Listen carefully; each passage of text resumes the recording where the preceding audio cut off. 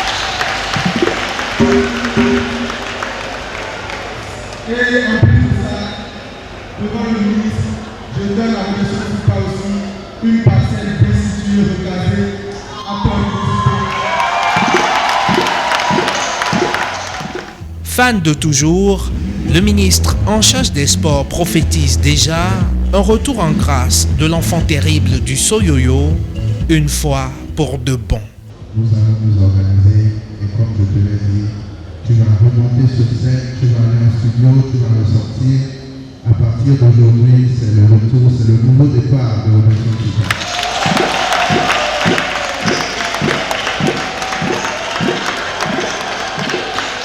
Quand vous sortez d'ici, il faut passer le message.